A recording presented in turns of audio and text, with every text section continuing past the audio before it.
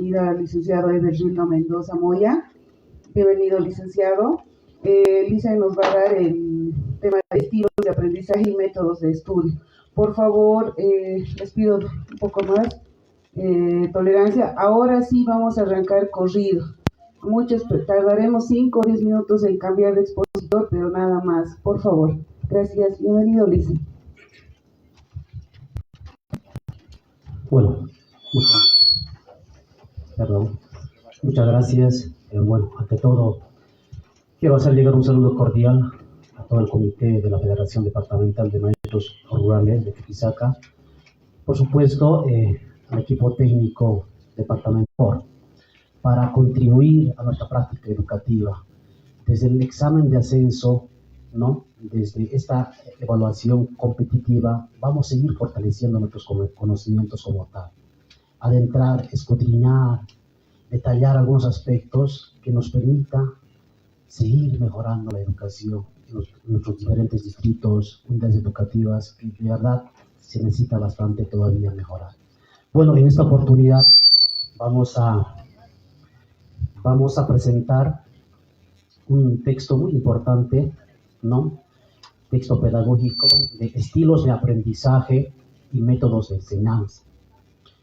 Bueno, esto, para su información, es un texto tan metódico que necesita una explicación quizá a detalle, por la situación de que tenemos cortos tiempos. Vamos a dividir en dos partes esta socialización. La primera parte vamos a enfocarnos en los 2 primeros capítulos, ¿les parece? La segunda parte vamos a continuar mediante sesiones virtuales, que ha de ser la próxima semana, tomando en cuenta que estamos generando sesiones maratónicas. Va a haber una especie de cansancio, de desgaste, entendemos aquello. Por esa situación hemos tomado la decisión como facilitador de que vamos a dividir en 2 partes esta sesión. ¿Perfecto? Bueno, como es un texto metódico, de pronto nos da ciertos lineamientos claros de cómo tenemos que ir implementando una gama de estilos de aprendizaje, como también métodos de enseñanza que nos correspondería, en este caso, a nosotros como maestros y maestras. En la actualidad, ¿cómo estamos implementando? ¿Qué metodologías? ¿Qué estrategias? ¿Qué técnicas? ¿Y qué estilos de aprendizaje se está generando en nuestros estudiantes? Entonces, este texto nos va a servir de mucho para, de alguna forma, si acaso estamos descuidando algunos aspectos, conforme a lo que vayamos informándonos, podamos ir mejorando.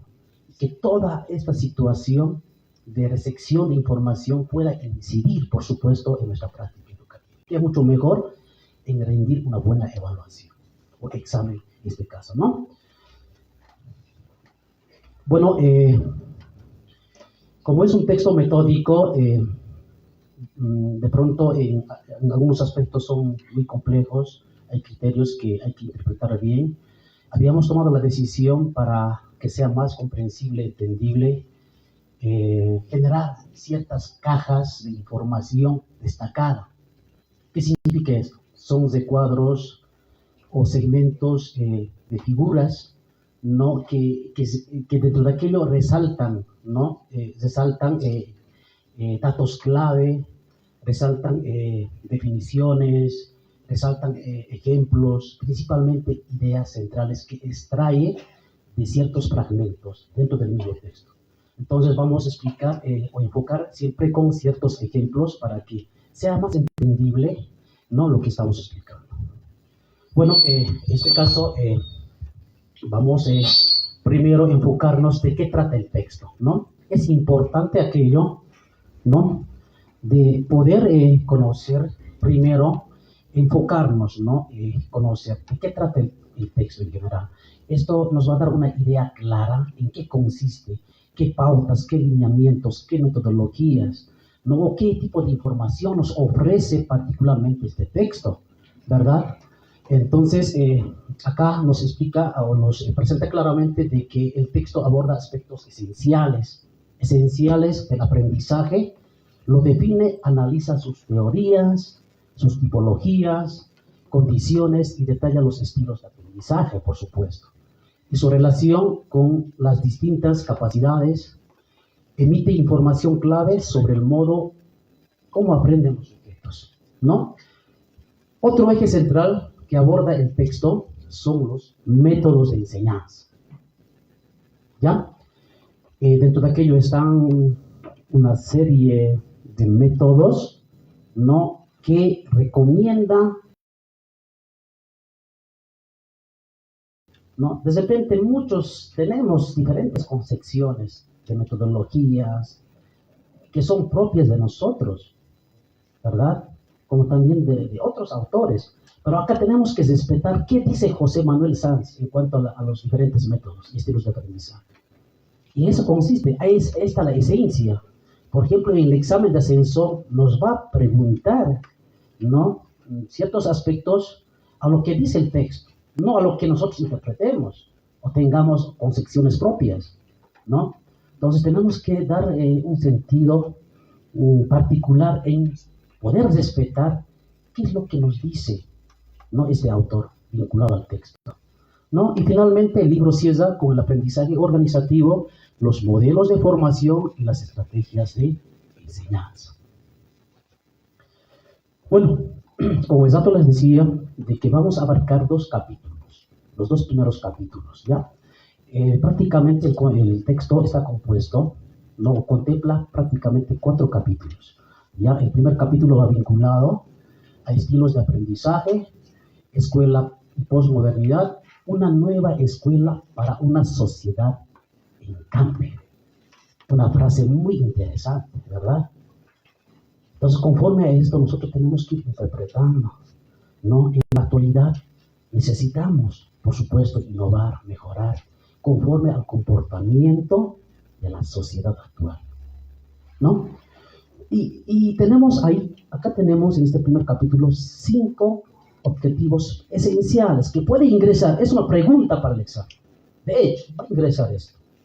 Porque tenemos experiencias que efectivamente aspectos como estos siempre está en las preguntas del examen.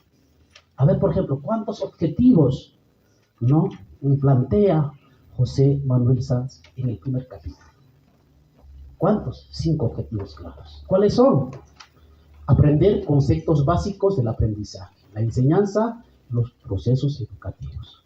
Conocer los tipos y teorías del aprendizaje más importantes. Tercero, comprender los dominios y estrategias de aprendizaje. Apreciar diferentes estilos de aprendizaje y finalmente conocer, lo que decíamos, métodos de enseñanza aplicables a contextos educativos. Bueno, la parte esencial o la parte más importante de este capítulo va vinculado al tema del aprendizaje, por supuesto, ¿ya? Y tenemos que nosotros conocer en qué consiste o qué definición tiene el aprendizaje, ¿no?, conforme a este autor. ¿Qué dice José Manuel Sanz? ¿No ve? ¿Y qué dicen ciertos autores? Hay un autor, por ejemplo, Albert Einstein, denomina que el aprendizaje es experiencia, pura experiencia, ¿no? Todo lo demás es información. El aprendizaje se produce en la experiencia, en contacto con la realidad, en la experimentación. De lo contrario no tiene sentido, ¿verdad? Así nos define este autor, Albert Einstein, citado en el texto. Está clarito, específico, ¿verdad? Entonces puede ser también de que esta situación sea como una pregunta del examen. A ver, según Einstein, ¿qué dice el aprendizaje? ¿Cómo se interpreta el aprendizaje? Se interpreta que el aprendizaje es experiencia, todo lo demás es información. Ahora, ¿qué dice José Manuel Sanz? ¿Qué dice frente a esta realidad? El aprendizaje es un proceso que implica cambios que ocurren en un periodo relativamente corto de tiempo, ¿verdad? Tiene que ser algo inmediato. Por ejemplo, en este momento vamos a generar un aprendizaje inmediato, de corto plazo, ¿verdad? Y que permite, por supuesto, al alumno responder más adecuadamente a la situación. El texto identifica 4 aspectos importantes que aseguran un aprendizaje efectivo. ¿Ya? ¿Quién lo cita? Lo cita Vince, ¿no? Siguiente, por favor. Acá están los 4 aspectos de un aprendizaje efectivo. ¿Ya? ¿Cuáles son los 4 aspectos esenciales? 1. Necesidades del alumno. Preparación para aprender. Situación, interacción. Necesidades del alumno. El aprendizaje tiene que nacer de una necesidad. Tiene que haber un requerimiento, ¿no? Y por supuesto, el de preparación para aprender. El estudiante debe estar listo para aprender. Tenemos que organizar el espacio, generar un espacio adecuado precisamente para poder preparar, ¿no? Y a través de aquello generar aprendizaje. Lo otro, situación. Esto es clave, el tipo de situación disponible, formal o informal, determinada la calidad y velocidad del aprendizaje. Acá nos referimos principalmente a la situación. ¿Ya? Tenemos que darles las mejores condiciones al estudiante para que se genere un buen aprendizaje. Interacción, por supuesto, este es tan conocido, ¿no? Que el aprendizaje no puede generarse de una forma aislada. Tiene que nacer o generarse una interacción. ¿Ya?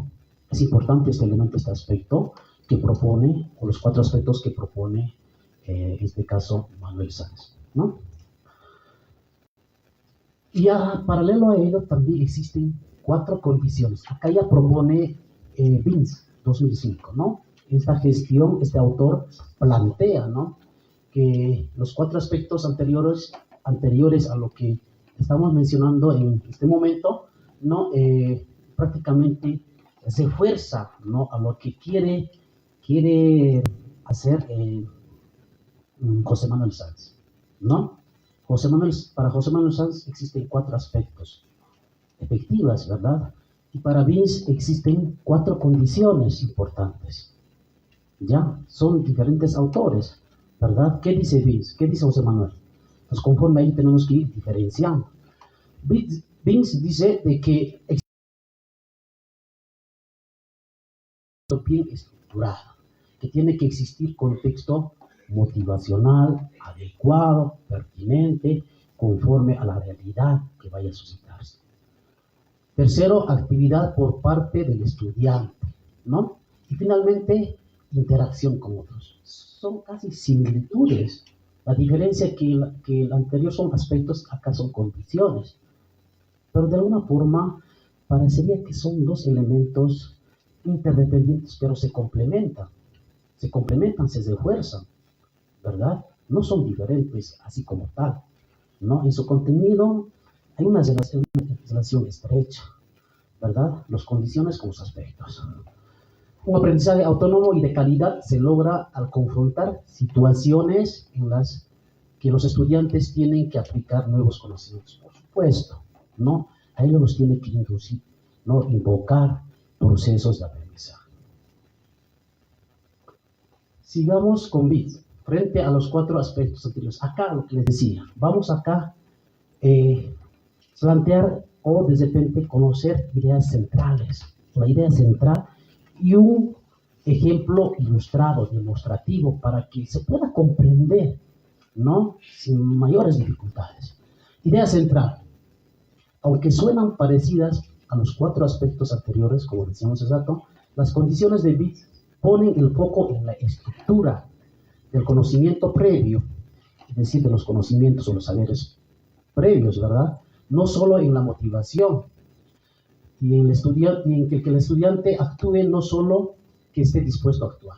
Un ejemplo claro, un niño motivado para aprender a multiplicar, que debería ser el contexto motivacional, por supuesto, igual fracasa. ¿Por qué fracasa? Si no domina antes la suma repetitiva o la suma repetida, ¿verdad? Entonces, nosotros no podemos encarar directamente el poder quizá enseñar la multiplicación previo a que el estudiante conozca la suma repetitiva. Entonces, tiene que haber una lógica de estructura. Primero debo enseñar la suma antes que la multiplicación. Ya acá planteamos un ejemplo que, por supuesto, nos permite comprender mucho mejor, ¿no? La maestra debe reforzar la suma repetida antes de introducir la multiplicación y hacer que el niño resuelva problemas del mismo. Ahí está la actividad, no solo que copie la tabla, ¿verdad? Sigamos. 7 condiciones para un aprendizaje efectivo, ¿ya? Acá ya ingresamos al segundo apartado, que es condiciones del aprendizaje. ¿Ya? ¿Cómo los conceptualizo? ¿Cómo conceptualiza qué? Es de importancia la decisión de las condiciones presentes en el proceso de aprendizaje para un aprendizaje efectivo. El aprendizaje varía en función de su eficacia, según las condiciones que lo rodean. El texto desarrolla 7 condiciones claves. Ya la primera, motivación. Segundo, seguridad psicológica. Experimentación, retroalimentación, práctica, pertinencia y configuración, integración. Cada uno vamos a ir desglosando en qué consiste, cómo debemos nosotros proceder conforme a lo que nos va recomendando José Manuel Sanz. Motivación es un elemento muy importante. Siguiente. Motivación es un elemento importante donde el aprendizaje solo puede tener lugar en respuesta a las necesidades. ¿Ya? Hace rato mencionamos que es muy importante. Para que haya un buen aprendizaje, bueno, tiene que haber también una buena necesidad, un buen requerimiento, ¿verdad? Las necesidades de los alumnos. Una fuerte motivación es una condición previa para un aprendizaje efectivo. El maestro se dedica a motivar al estudiante, por supuesto, ¿ya? De varias formas para aumentar el interés. Un deseo fuerte y continuo de aprender conduce, acá está la esencia de este fragmento, ¿conduce a qué? A un aprendizaje sostenido y significativo, por supuesto, y un aprendizaje duradero que tiene que permanecer para toda su vida. No tiene que ser un aprendizaje fugaz, ¿verdad? Ejemplo ilustrado. Antes de enseñar, vamos a volver a un ejemplo para que se pueda comprender mejor. Antes de enseñar el ciclo del agua, el maestro inicia con una pregunta a los estudiantes. ¿Cómo? ¿Por qué llueve? ¿De dónde viene la lluvia? ¿No? Se hace una especie de interrogación o genera preguntas problematizadoras, ¿no? Generando curiosidad antes de dar la explicación. En eso consiste la motivación, precisamente. El maestro tiene que tener, ¿no?, variedad de estrategias para encarar una clase, ¿no?, conforme a este elemento que es tan importante, la motivación. Siguiente. Seguridad psicológica. Para que el aprendizaje tenga lugar, la participación del alumno es esencial, por supuesto, ¿no? El alumno no participa libremente a menos que se sienta seguro, ¿no? El maestro no puede enseñar mediante amenazas, por supuesto, condiciones, cero amenazas. No tiene que haber ese tipo de situaciones, ¿no? El alumno debe encontrarse en un ambiente estimulante, de mucha confianza, seguridad. ¿Y quién tiene que gestionar el aula para que se suscite así? El maestro, por supuesto. Yo decía en un momento dado, yo trabajo en Tomina, decía un maestro, ¿no? Nosotros como maestros no podemos ser reemplazados fácilmente con algún personal que nos vaya a suplir. ¿Por qué? Precisamente por esos elementos que estamos mencionando. El maestro, al encarar una clase curricular, primero, ¿qué es lo que hace? Se planifica, se plantea actividades, estrategias, evaluaciones, N de situaciones, por supuesto. Quien no lo va a hacer así de simple, un personal que vaya a suplir, ya sea un bachiller, incluso un profesional que no es de la rama, no lo va a hacer, ¿verdad? Entonces, ahí nosotros encontramos la importancia del docente, del profesorado o del maestro, que efectivamente el maestro tiene esas bondades, esas particularidades para que cada clase planificada conforme a la realidad existente. Entonces, es lo que nos diferencia del resto de los actores, ¿no? Ahí tomamos también como ejemplo claro, ¿no?, de que un niño tímido, estamos hablando de seguridad de primaria, estamos dando ejemplos sencillos, ¿no? Levanta la mano solo para leer en voz alta y sabe que nadie se reirá de sus tesoros. ¿Será? ¿Por qué? Porque la maestra establece esa regla de respeto, confianza y seguridad hacia su estudiante. Desde la puesta en práctica de dicha norma. Mucho va a depender de cómo la maestra primero gestione su aula, genere normas de convivencia dentro de la clase, generar confianza, seguridad al estudiante. Si la maestra, el maestro no hace este tipo de acciones, va a tener serias dificultades.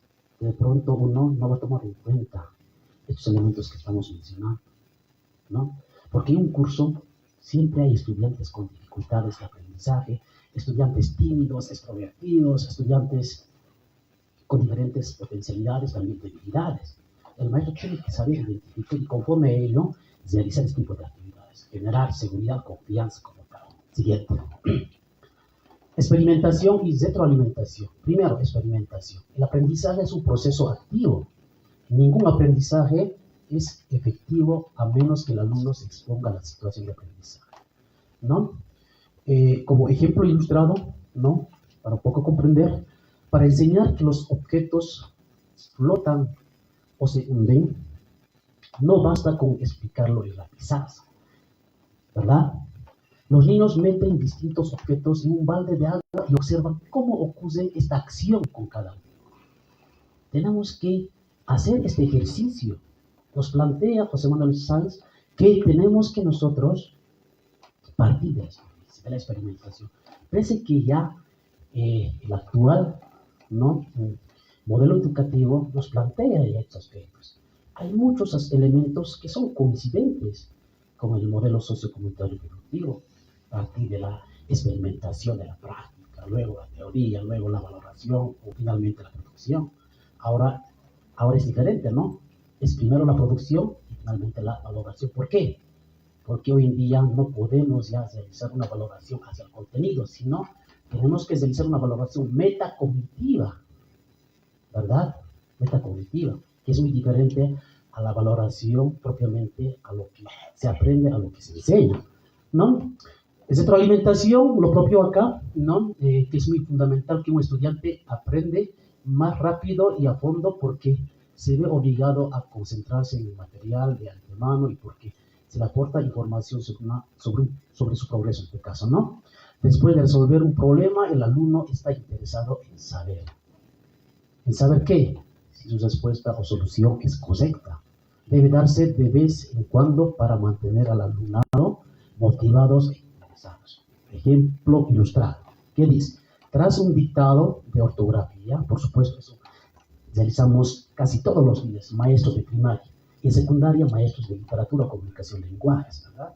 ¿No? La maestra corrige las palabras el mismo día, por supuesto.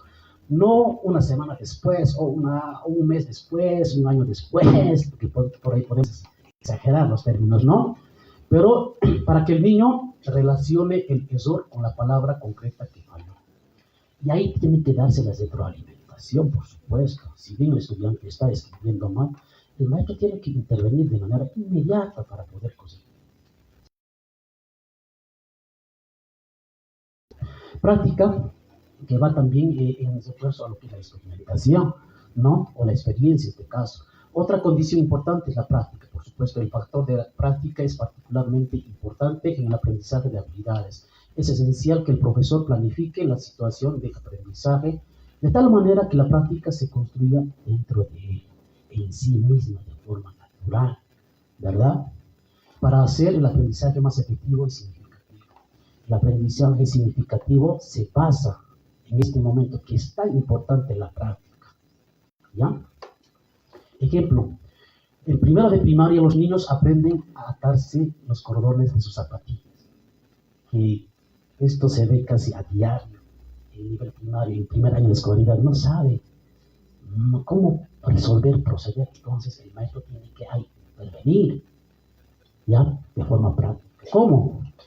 Como parte de una actividad práctica, el maestro primero realiza una demostración. Mayormente esto suelen hacer los maestros de educación física, ¿verdad? Porque los pequeños vienen, ¿no? Con zapatilla o no sé, con implemento deportivo, ¿no?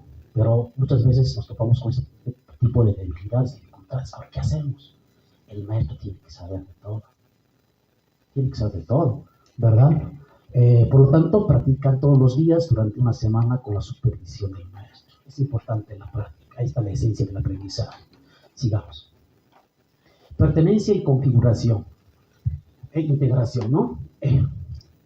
Pertenencia y configuración. Esto más va a lo que es la repetición, ¿no? La práctica o el ejercicio que no resultaran en aprendizaje a menos que se forme algún tipo de relación aceptada, ¿no? El aprendizaje en su esencia es una reestructuración, ¿ya? Configuración de la experiencia. Los procesos, la estructura o las estructuras se perciben en una nueva relación, un nuevo patrón, ¿no? Un nuevo procedimiento. Si la experiencia no se desestructura, no hay aprendizaje, ¿verdad? Y acá nos plantea también un ejemplo claro, antes de ingresar a la integración, que nos dice: un niño que ya sabe sumar y multiplicar, se estructura, se organiza ambas ideas cuando entiende que multiplicar es una suma repetida. No aprendió un tercer procedimiento, no aprendió, ¿no? Ha empezado a desestructurar, a reorganizar el conocimiento para nuevamente construir un nuevo conocimiento, o conforme a la desestructuración y configuración, sino que se organizó lo que ya sabía en una relación nueva. Ahora, la integración, que es muy distinto, por supuesto, a lo que es la pertenencia y configuración. Acá más nos referimos a diferentes elementos que debemos ir integrando. Ya, por ejemplo, en nuestra práctica educativa, la formación, ¿qué es? ¿Es cognitiva netamente?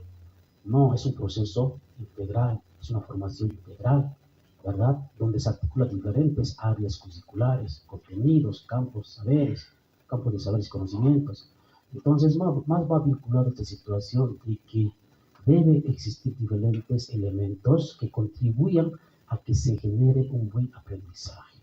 Y eso consiste en lo que es la integración, integrar, aglutinar diferentes conocimientos, ideas, alternativas, propuestas, ¿verdad? Siguiente. Teorías del aprendizaje y sus implicaciones. Estamos ya pasando a lo que es el numeral 3, ¿no? Las teorías de aprendizaje son marcos conceptuales que describen cómo la información es absorbida, ¿ya? Procesada y retenida durante el aprendizaje. Nos plantea este texto 3 categorías claras, y consideramos que estas categorías o teorías no son desconocidas por parte de nosotros.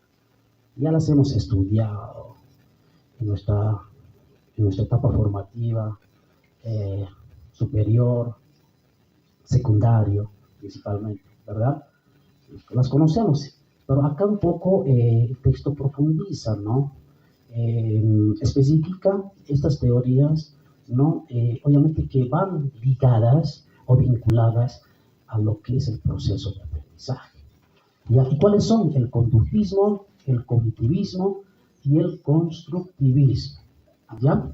El conductismo solo está basado en la observación, ¿no? Solo lo observable, conexiones conforme a estímulo-respuesta, ¿no? Cognitivismo, lo que ocurre adentro o dentro, obviamente con fines de propósitos, comprensión, memoria. Y finalmente, constructivismo se basa en la construcción de conocimientos. Ya el aprendiz, en este caso el docente o el estudiante, o en todo caso el alumno, construye activamente su propio conocimiento, ¿no? Esta es la teoría que más comúnmente se aplica hoy en día, ¿no?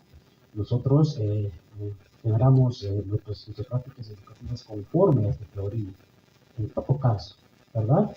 Los estudiantes construyen sus propios conocimientos conforme a su edad, a sus expectativas, a sus necesidades.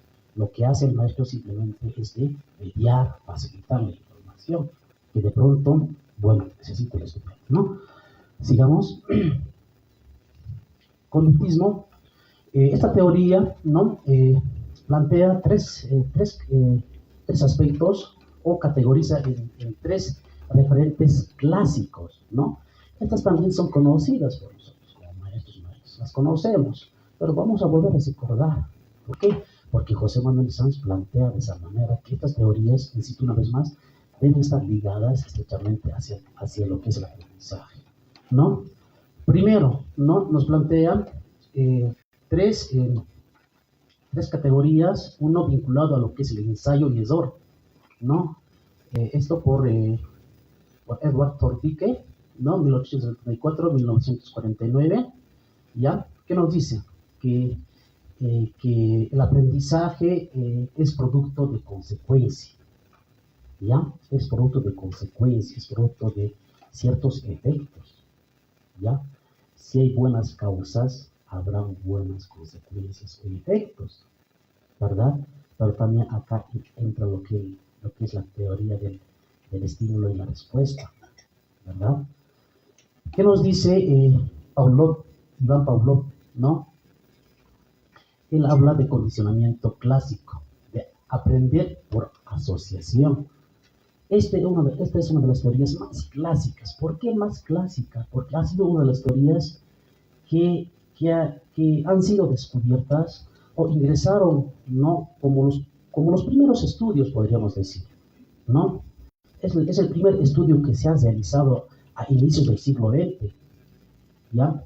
Antes que la teoría del ensayo-error, antes que la teoría de condicionamiento operante de Skinner, ¿no? Por eso lleva este nombre de condicionamiento clásico, tradicional, operante, que hasta en la actualidad seguimos poniendo en práctica, ¿verdad? Un estímulo artificial, una campana en este caso, ¿no? Puede producir una respuesta, que es la salivación, por asociación repetida con el estímulo natural, en este caso comida, introduce generalización, discriminación y extinción. Ha hecho una práctica, ¿no? Ha hecho un ejercicio, un estudio sobre lo que estamos acá planteando, ¿no? Por asociación. ¿Entre qué? Entre un estímulo natural y un estímulo otro, ¿verdad? No se olviden de esta situación, por favor. Skinner, ¿no? Skinner nos habla de condicionamiento operante. Esto ya casi, estos últimos, ¿no? Casi en el siglo XX, prácticamente a mediados, finales del siglo XX, se ha hecho este estudio, ¿no? También es importante, ¿no? También se basa en función de estímulo y respuesta, pero ya de forma operante, ya no así de forma automática. En cambio, en el condicionamiento clásico se genera de forma automática, estímulo y respuesta. En cambio, en el condicionamiento operante no se ejecuta de manera automática estímulo y respuesta, sino de forma operante, accionante, podríamos indicar, ¿no? ¿A través de qué? De premios, castigos, incentivos, ¿verdad? Por ejemplo, naturalmente en el nivel primario, ¿qué es lo que hacemos? Cuando un estudiante no quiere asistir a la escuela, eso pasa mayormente en las unidades educativas asociadas, que son distantes a las escuelitas, ¿verdad? O de pronto también el estudiante viviendo a paros de la escuela no asiste al colegio o a la escuela. ¿Qué hace el maestro? Pone en práctica esta teoría, estímulos y respuesta, ¿no? El maestro, a ver, hijito, asiste nomás a la escuela, por favor. Pero el estudiante no hace caso, el niño no hace caso, ¿no? Pero cuando el maestro estimula algo, ofrece algo, el estudiante va a responder.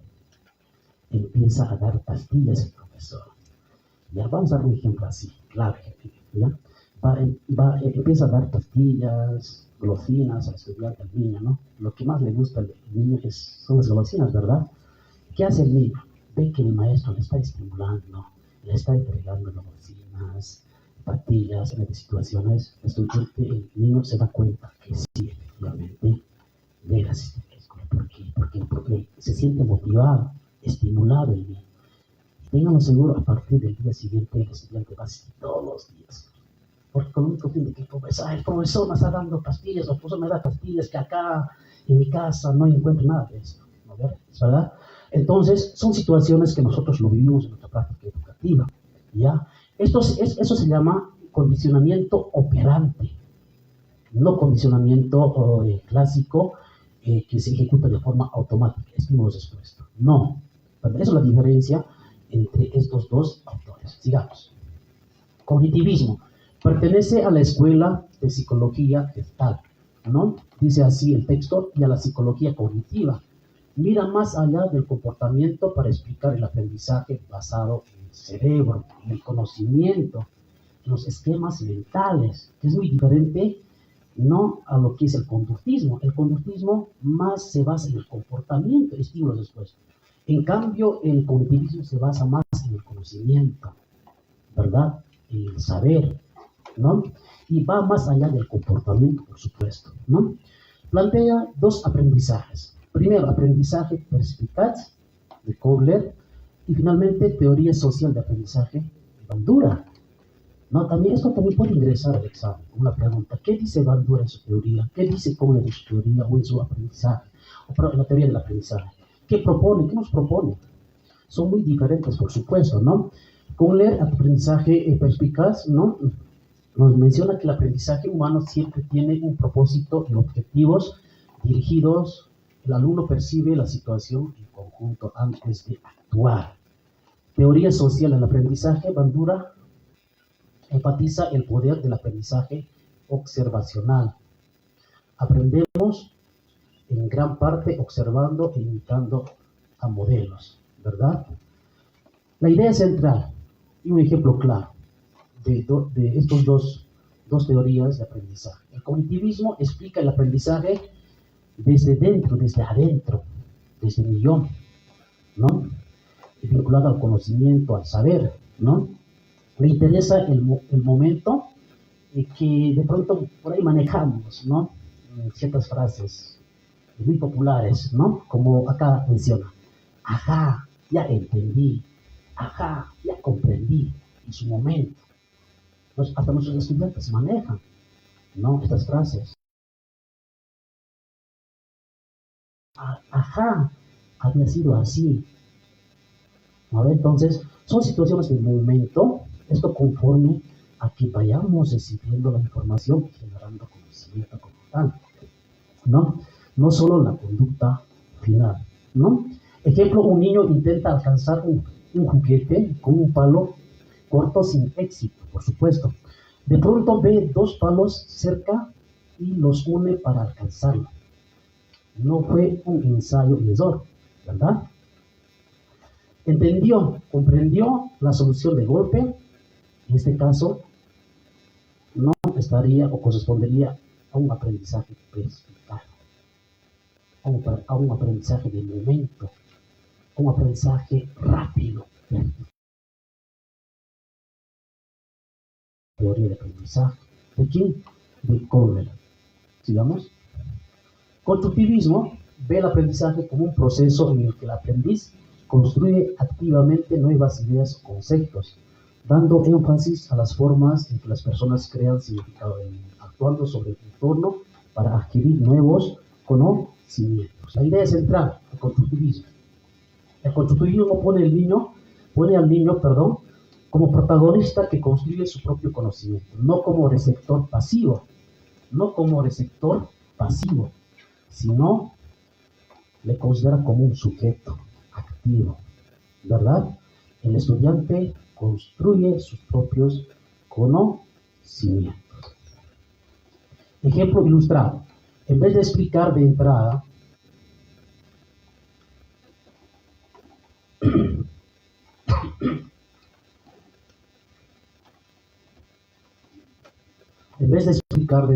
las reglas de un juego, la maestra deja que los niños jueguen y descubran las reglas por ensayo e interacción, y luego las discuten juntos. El conocimiento de las reglas lo construyeron ellos mismos. Es lo que tenemos que nosotros dejar que el estudiante en momentos claves construya ideas, alternativas de solución, generar aprendizajes, antes de dar ya recetas ya definidas, conceptos ya definidos. Entonces, es lo que nos recomienda el texto, ¿no?, sobre el constructivismo. Tipos de aprendizaje. Ya entrando al numeral 4, tipos de aprendizaje. Acá nos plantea 16 tipos de aprendizaje. Hay aspectos que tenemos que memorizarlas, ¿no? Como ya te mencionaba, va a haber preguntas del texto mismo, incluso extraídas ciertos argumentos de aspectos importantes. A veces suele ocurrir esto, ¿no? Plantean preguntas que están extraídas de un rinconcito del texto. De repente no hayamos leído, lo hemos descuidado la lectura. Pero enfocándonos en esto, ¿no? Con mayor seguridad tenemos que nosotros, por lo menos, conocer cuántos elementos, cuántos tipos, cuántos estilos, cuántos principios, cuántos métodos tenemos que tener en la mente, ¿verdad? Para después no tener ninguna complicación al momento de estudiar. 1, impronta. 2, aprendizaje observacional. 3, enculturación. 4, aprendizaje episódico. 5, aprendizaje multimedia.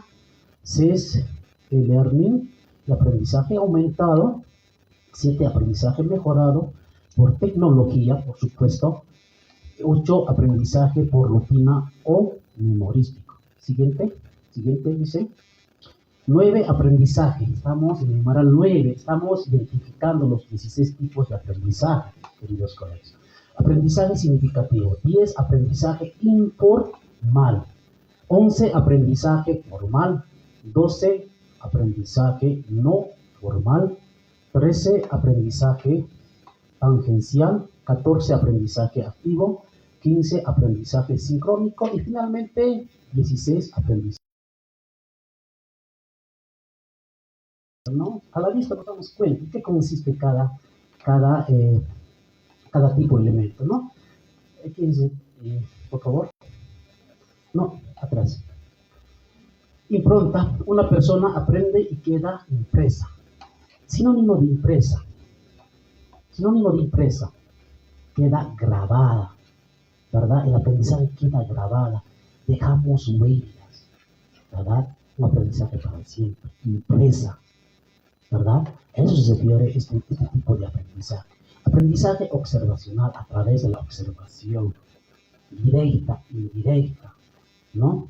Que es un tipo muy común que se aplica a diario. El profesor diario está observando, ¿verdad? A diario observa el profesor.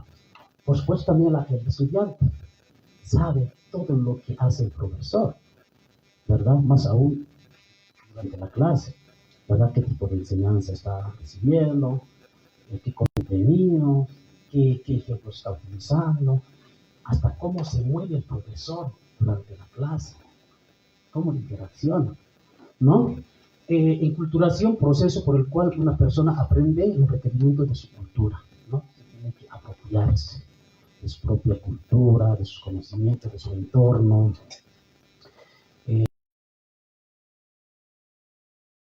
¿No? Es un tipo de aprendizaje que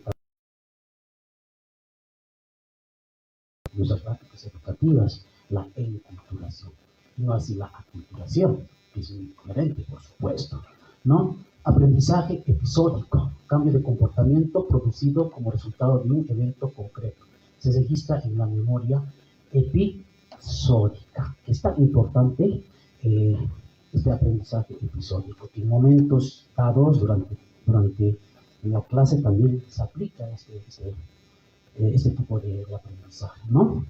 Aprendizaje multimedia, ¿no? Esto obviamente a través del uso de materiales audiovisual, ¿no? Materiales que va vinculado con el audio, la imagen, ¿verdad? Y también es importante que como maestros poder combinar, ¿no? El uso interactivo de estos materiales, ¿no? Aprendizaje multimedia. El learning, el aprendizaje aumentado. ¿El learning qué significa? ¿Alguien me puede decir? El learning es un término inglés. El learning en español significa aprendizaje electrónico, en línea. Hoy en día está siendo de moda este aprendizaje. Puede ser que este argumento, este tipo de aprendizaje ingrese al examen, porque hay situaciones que ni siquiera se da cuenta, ¿no? ¿Qué términos? A ver, lo que quiere lo que quiere nuestras actuales autoridades de que nos podamos apropiar de nuevos conocimientos, de nuevas teorías, nuevos conocimientos, de nuevos términos, estrategias. Por ejemplo, es una estrategia, es un tipo de aprendizaje que los estudiantes, por supuesto, de pronto en el área rural no hay condiciones, por supuesto, no hay condiciones, ¿ya? No hay buena cobertura de internet, no hay dispositivos tecnológicos a disposición, que es muy diferente al área urbana, ¿no? En las ciudades, por ejemplo, todavía se ve esa situación. En otros países ya se trabaja conforme a ese tipo de aprendizaje, ¿no? Incluso desde casa, ¿no? El aprendizaje en línea, ¿verdad? Aprendizaje mejorado por tecnología. Esto es más global. Por ejemplo, el tema de learning, aprendizaje aumentado, dentro de aquello están las plataformas educativas, como el Moodle, Chamilo, Classroom, tiene de plataformas, ¿verdad? En cambio, en cuanto a lo que es el aprendizaje mejorado por tecnología, engloba varios elementos.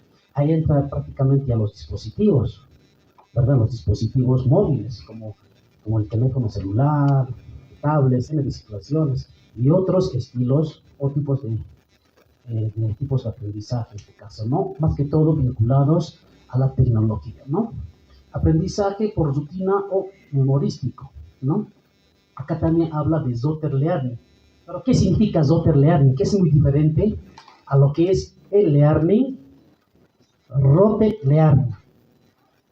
Dijimos que el learning significa aprendizaje electrónico en línea. ¿Y qué significará Rote-Learning? ¿Alguien me puede decir? Esa gente por ahí conocemos ya, ¿no? Zotter-Learning es un aprendizaje memorístico, tradicional, que es muy diferente a lo del otro, ¿verdad? Y nos plantea también acá, ¿no? Aprendizaje por rutina o memorístico. Entonces, va vinculado a aquello, ¿no? Siguiente. Aprendizaje significativo. Esto producto del constructivismo, por supuesto. Ya hemos mencionado bastante que debemos ponderar este tipo de aprendizaje. Aprendizaje informal, no ocurre a través de la experiencia, de las situaciones del día a día, lugar, comer, aprendizaje. Por ejemplo, en la casa, ¿se genera aprendizaje o no? Sí. Es como el campo deportivo, quizá, en el río, en la loma, a modo de hacer mis vaquitas, generamos aprendizajes informales, ¿verdad? Aprendizaje formal, formal, estructural. Y dentro de aquello también están las clases curriculares, ¿verdad? Aprendizaje no formal, aprendizaje organizado fuera del sistema formal, ¿ya? Clubes, talleres, organizaciones juveniles. Por ejemplo, lo que comúnmente se ve, eso se visualiza en el área rural,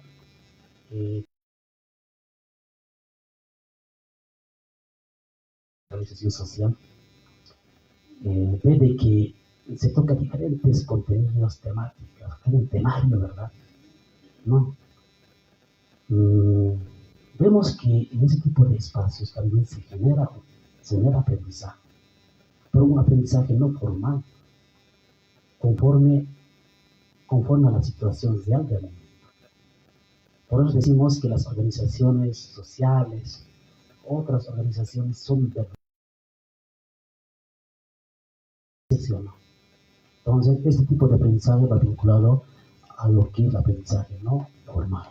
Aprendizaje tangencial. Las personas se autoeducan cuando un tema se presenta en un contexto. Por ejemplo, un videojuego motiva a aprender un instrumento real. Lo tangencial va vinculado a eso, ¿no? A un aprendizaje que se genera a través de un juego. Lo tangencial va vinculado a ello, ¿verdad? Aprendizaje activo. Esto es muy común. La persona toma el control de su experiencia de aprendizaje, verbaliza un diálogo interno con sus entendimientos estrategia metacognitiva. Metacognición. ¿Qué es la metacognición? Ese término se ha manejado bastante en la actual estructura curricular. Ahora tenemos una nueva organización curricular de cómo planificar, ¿verdad? Hasta la gestión pasada era diferente. Era diferente la organización, era articulada la planificación. Ahora para esta gestión se ha individualizado, es más específica. Y en la parte del momento de la valoración se menciona, ¿no?, el tema de la metacognición. Exacto, mencionaba que ahora no tenemos que hacer una valoración al contenido propiamente, sino a qué, a cómo vamos aprendiendo, a cómo el estudiante va a aprender. Entonces, en resumen, ¿qué sería la metacognición? Es la capacidad de reflexionar sobre el propio pensamiento y regular cómo aprendemos, ¿verdad? Es una reflexión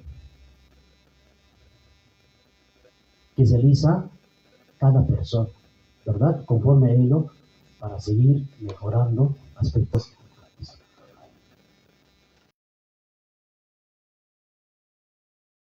Ya esto bastante hemos aprendido en tiempos de pandemia. ¿No ve? Aprendizaje sincrónico. A ver, un ejemplo de aprendizaje sincrónico. ¿Alguien puede puntualizar? Un elemento importante de aprendizaje sincrónico. Sincrónico. ¿Será mandar mensajes? No. A ver. Un aprendizaje sincrónico. ¿Cuál es la diferencia entre sincrónico y asincrónico? Perfecto, muy bien. Eso va vinculado a lo sincrónico, en línea, en el momento. ¿Y qué plataforma se utiliza? Esa que mencionamos. Hay N de plataformas en línea. Hasta Classroom está siendo bien utilizada por los maestros. Ya, claro, hay plataformas como Moodle. Por ejemplo, quienes hacemos cursos de posgrado, ejecutamos nuestras acciones a través de una plataforma, Moodle, ¿ya? O Chamilo, que son similares, ¿verdad? Simplemente se diferencian el sistema, ¿no? Porque el otro tiene otro tipo de ordenador, que Moodle, que Chamilo, ¿verdad? Pero ambos nos proponen un aprendizaje, ¿no? Asincrónica, como creo que alguien lo dijo ya, a través de mensajes, quizás enviando trabajos, ya en tiempos no reales. ¿Perfecto? Dominios del aprendizaje, taxonomía de Bloom. Esta es la parte central, importante, ¿ya? Taxonomía de Bloom. Sinónimo de taxonomía: orden, itinerario, pasos, ¿no? Clasificación, selección, ¿no? Y nos propone 3 dominios que son muy importantes. Dominio cognitivo. ¿Quién nos plantea esto? Bloom, ¿verdad? Es un psicólogo estadounidense que nos plantea esta teoría, ¿verdad? Que clasifica, ¿no?, en 3 dominios: dominio cognitivo, dominio afectivo y dominio psicomotor. Cada uno tiene su particularidad. Dominio cognitivo: conocimiento de contenido y desarrollo de habilidades intelectuales en niveles crecientes de complejidad, ¿no? Dominio afectivo: sentimientos, valores, aprecio, entusiasmo, motivación y actitudes ante el aprendizaje. Dominio psicomotor va vinculado a movimiento físico, coordinación y uso de habilidades motoras. Se mide en velocidad, precisión y técnica. Tenemos que apropiarnos de estos conceptos o de estos elementos, ¿no? A un principio decía lo siguiente: si nosotros nos respetamos, ¿no?, ciertos conceptos, no nos apropiamos como tal, difícilmente vamos a responder bien la pregunta. Acá no entra en juego el de respetar o de tener, respetar o no, o tener propia concepción, ¿no? En eso consiste, ¿no? Es la esencia, ¿no?, prácticamente de los exámenes de ascenso, que el lector, que el profesor debe respetar tal cual dice el texto como corresponde, ¿no? Vamos a desglosar. Dominio, ¿necesitamos? Dominios del aprendizaje, taxonomía de Bloom, ¿no? No, siguiente, perdón. Ya, dominio cognitivo, ¿no? Los 6 niveles del dominio cognitivo. Acá vamos a desglosar el primer dominio, que es el cognitivo, ¿no? Nos plantea acá 6 niveles de dominio cognitivo, ¿ya? Primero, conocimiento. Segundo, comprensión. Tercero, aplicación. 4, análisis. 5, síntesis.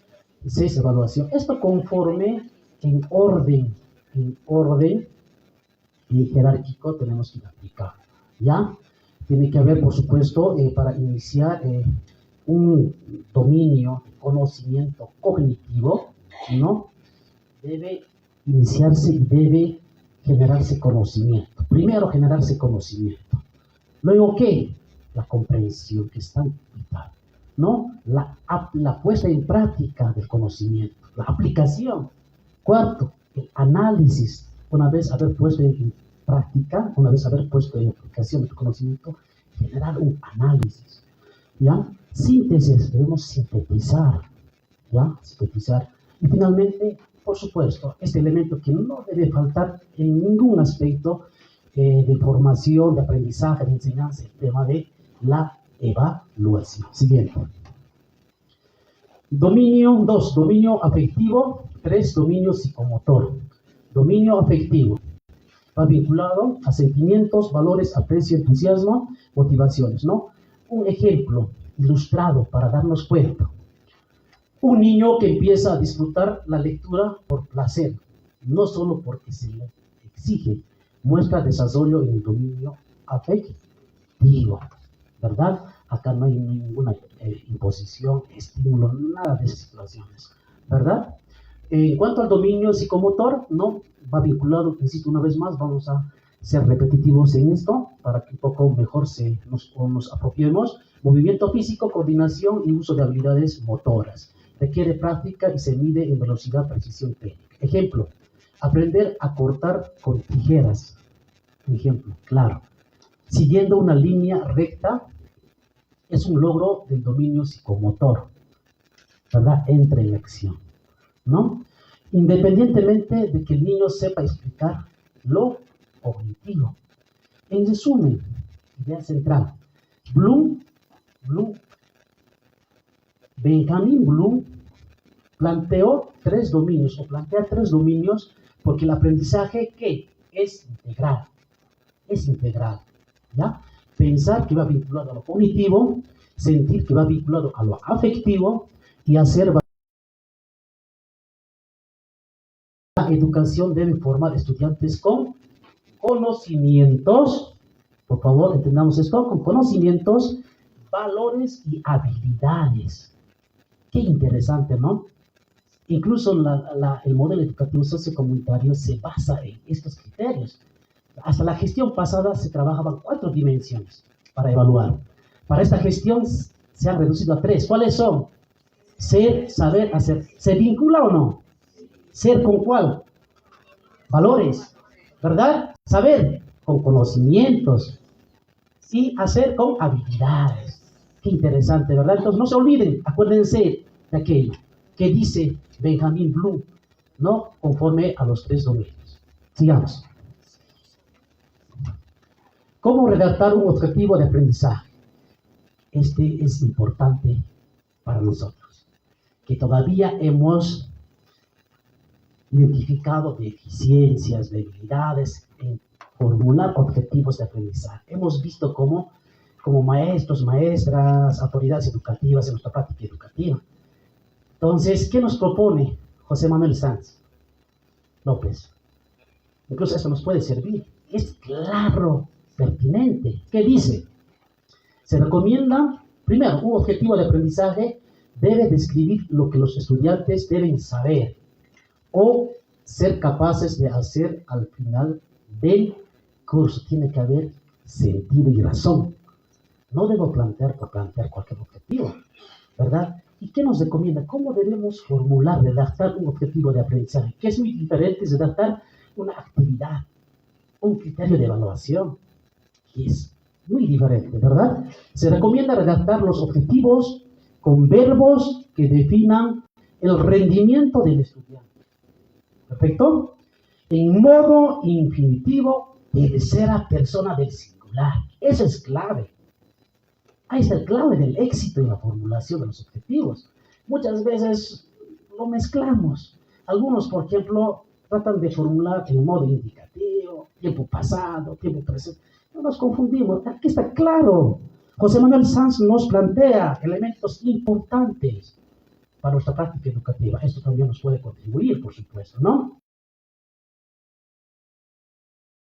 Porque expresa la acción esperada del estudiante sin afirmar que ya la realiza. ¿Y qué verbo se utiliza para darnos cuenta?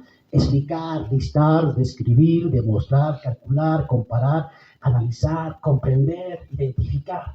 Son verbos infinitivos que se redactan en modo infinitivo en tercera persona singular. ¿Perfecto? Ejemplo claro, forma infinitivo, vamos a hacer una especie de diferencia, y indicativo. Infinitivo, ejemplo, analiza las causas de la crisis del Chaco. Comúnmente esto trabajan los maestros de ciencias sociales, como el propio Ramiro, ¿verdad? Es el área, ¿no? Esto concepto para objetivos de aprendizaje. Perfecto, hasta ahí estamos bien. ¿Qué es lo que no debe ocurrir en nuestra práctica educativa al momento de redactar esta segunda opción? Indicativo. Modo indicativo. Analiza las causas de la crisis del Chaco. ¿Estará bien formulado? ¿Responde? No. ¿Por qué? ¿Qué nos dice? Uso concepto. Inconcepto, ¿por qué? Inconcepto para objetivos, válido sí para instrucciones de actividades y criterios de evaluación. ¿Y qué son los criterios de evaluación? De acuerdo a nuestra experiencia. ¿Qué son los criterios de evaluación? Son marcadores, indicadores de logro, ¿verdad? Que sí, ahí puedo plantear con claridad. Identifica, analiza, clasifica, reconoce, explica, practica. Tiene otra forma de utilizar el verbo. Entonces no tenemos que confundir. Entonces José Manuel Sanz López nos plantea que debemos redactar de esta forma. ¿Perfecto? Siguiente. ¿Qué son las estrategias de aprendizaje? Las estrategias de aprendizaje son las secuencias integradas de procedimientos o actividades que se realizan o que se eligen con el propósito de facilitar la adquisición, almacenamiento, la utilización de información o conocimientos, ¿ya? Que plantea Lisbeth y Schmidt, ¿no? En 1986. Características de las estrategias, ¿ya? Se tiene acá, ¿no? 7 estrategias importantes que debemos conocer, estrategias de aprendizaje, ¿no? Que recomienda y sugiere José Manuel Sanz, no Eversilio, tampoco Marcelo, tampoco Fernando, no, José Manuel Sanz. Tenemos que siempre enfocarnos en lo que dice el autor, el texto, ¿ya? Son procedimientos que pueden incluir técnicas u operaciones específicas. 2. El aprendiz la selecciona de forma inteligente entre alternativas posibles según la tarea. 3. Requieren conocimientos metacognitivos. De lo contrario, se confunden con simples técnicas. Acá hay una característica clave. No muchas veces llegamos a ingresar a una especie de confusión. Tenemos que tener claro, ¿no? ¿Qué características o rasgos principales debemos aplicar, no para generar violencia? 4. Son una actividad consciente, controlada y adaptativa. Siguiente. Ya. Estilos de aprendizaje y el modelo de Cons, ¿no? Ahora vamos a ingresar a lo que son los estilos de aprendizaje, ¿ya? Este es clave, ¿no? Decíamos un momento dado, al inicio del taller, de que el centro, el foco de todo el contenido, de todo el texto del primer capítulo, va vinculado a lo que es estilos de aprendizaje. Si bien ya hemos especificado características, conceptualización del aprendizaje, tipos y otros aspectos, incluso objetivos de aprendizaje, ahora nos tenemos que enfocar precisamente en los estilos, ¿no? El estilo de aprendizaje ¿qué son? Pregunta del examen. ¿Qué son los estilos de aprendizaje según José Manuel Sanz? ¿Qué son? Rasgos cognitivos, afectivos y fisiológicos que sirven como indicadores relativamente estables de cómo los alumnos perciben interacciones y responden a sus ambientes de aprendizaje. Reforzado, por supuesto, esto, ¿no? en esfuerzo a lo que dice Goethe, 1988. Las 4 capacidades del proceso de aprendizaje que plantea Coles, ¿no? Experiencia concreta, observación reflexiva, conceptualización abstracta, experiencia activa. Experiencia concreta, concreto, específico, ¿no? Observable, medible, verificable, ¿no? Observación reflexiva a través de un análisis, a través de una observación detallada conforme a la realidad que se vive, ¿no?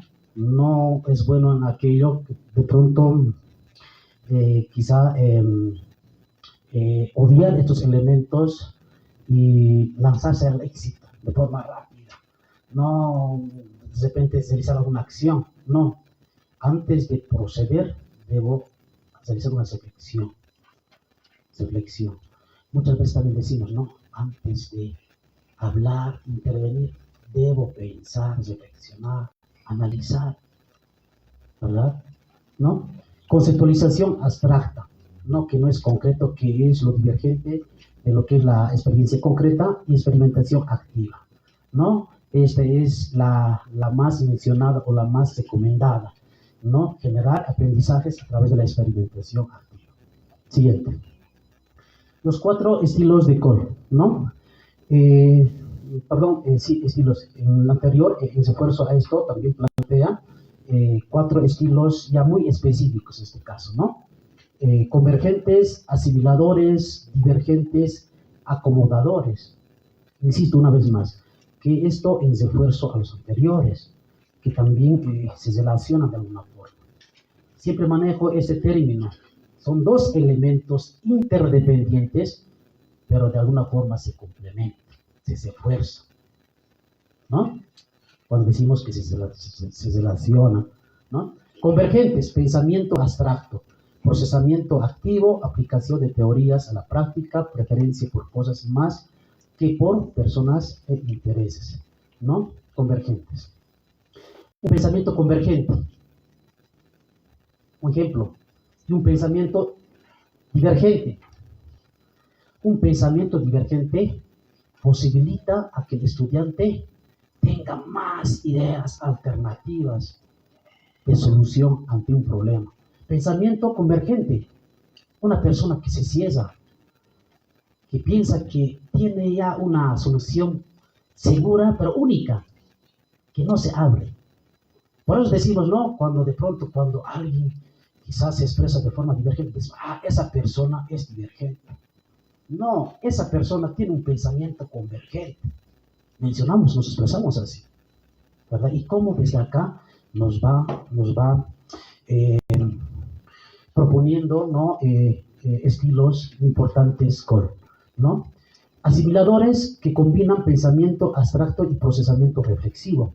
Destacan por entender grandes cantidades de información organizada de forma lógica. Acomodadores, pensamiento concreto y procesamiento activo. Les gusta asumir riesgos y poner en marcha las ideas. A ver, ¿quién no se ha superado, ¿no? Realizando ciertos riesgos? ¿Quién, por ejemplo, quién está acá presente? De pronto, generando riesgos de qué? De que efectivamente al estar presente acá, puede ser de que de pronto me vaya bien como también no. En vez de que en un momento dado como este, receso pedagógico, de repente pudiendo disfrutar con mi familia, pudiendo de repente realizar un viaje familiar, no sé, por ahí a Cochabamba, a Cruz La Paz, ¿no? Pero estamos acá, arriesgando, generando un riesgo, ¿ya? Pero ante todo, insisto, generando un compromiso. Entonces, mire, nos va también sugiriendo que a través de este estilo, ¿no? Se identifica y generan, ¿no? Ciertos aprendizajes o quizás acciones que vaya a realizar una persona. Siguiente. Bueno, como ya mencionamos que tenemos 5 estilos, ¿no? O prácticamente 4 estilos, ¿no? Acá vamos a enfatizar los 5 dimensiones de estilos de aprendizaje, ¿ya? El capítulo desarrolla percibir, procesar y organizar la información.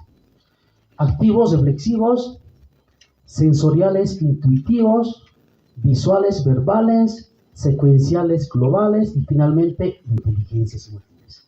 Activos reflexivos, ¿a qué está asociado? ¿Ya? Esta dimensión está asociado, ¿ya?, a que el estudiante debe permanentemente generar actividad, no activismo, actividad. Tiene que ser un estudiante inquieto, un estudiante que permanentemente pregunte al profesor, ¿verdad? Y a la vez también un estudiante reflexivo, ¿no? Ahí radica, ¿no? esta dimensión como tal, ¿no? Sensoriales intuitivos. Sensoriales va vinculado a los sentidos, ¿verdad? Sensoriales. Intuitivos a la imaginación. Necesitamos estudiantes imaginativos, lectores exitosos, decimos, ¿verdad? Entonces, la lectura obviamente crea la imaginación, ¿no?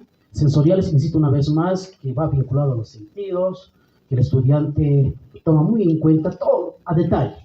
Por ejemplo, yo veo explicar al profe Eversildo, veo cómo mueve su labio, veo cómo se expresa, veo cómo se traslada de un lugar a otro, cómo conceptualiza. Entonces, aquel estudiante, obviamente, es un estudiante que percibe todo, ¿no? A detalle. Y entra en juego todos los sentidos. El sentido de vista, del olfato, del tacto, del oído, todo prácticamente, ¿no? Visuales verbales. Visuales va vinculado a las imágenes, ¿verdad? Todo aprendizaje. De repente muchos aprenden mucho mejor viendo visualmente. El aprendizaje es más significativo para muchos observando, viendo, que de repente escuchando o oyendo, ¿verdad? Y también verbales, a través de la comunicación constante, generar diálogos permanentes y otros aspectos, ¿no? Secuenciales globales, tiene que haber secuencialidad lógica. Globales, hay muchos estudiantes, o en este caso en cuanto a nuestros maestros, maestras, entienden rápido, comprenden rápido, no necesitan entrar a detalle. Basta con un pantallazo, un pequeño bosquejo, de forma global entienden todo lo que dice el texto, ¿no? Entonces también tenemos que, obviamente, tomar en cuenta estos elementos conforme a lo que nos propone José Manuel Sanz, ¿no?